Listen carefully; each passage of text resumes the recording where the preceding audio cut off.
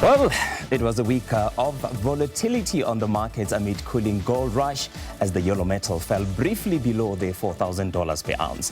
A very good morning to Morning Live viewers. My name is Tshepo Mongoai. This segment is called Bottom Line.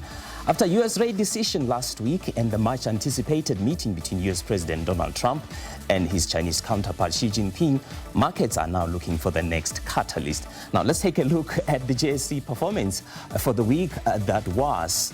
Well, for the whole week, the JSE All-Share Index closed in the red on 3 out of 5 trading sessions. Let's zoom in on that volatility that we saw last week. Well, on Wednesday, the All-Share Index jumped to an intraday high above 111,000 points. Resources and mining stocks were major drivers fueled by high global commodity prices. Unfortunately, we are now seeing some moderation in prices. The end of the week also saw foreign investors being net sellers of the South African equities for the 6th consecutive day.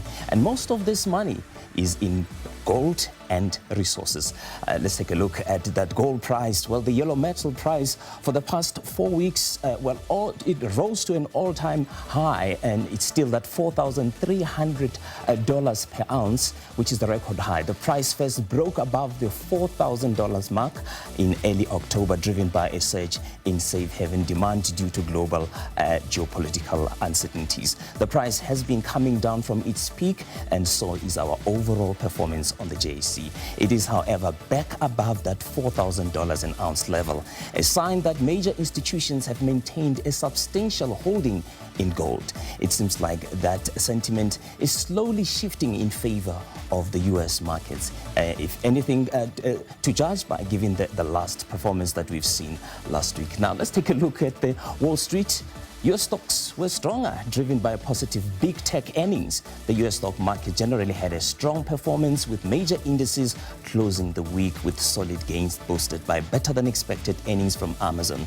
Now shifting our focus on some of the key local economic data out this week. The health of the manufacturing sector will come under the spotlight this week with the release of the ABSA Manufacturing Index. Fintech Group of Asia initial public offering takes place tomorrow on the JSE. We also have financial numbers out from SABC.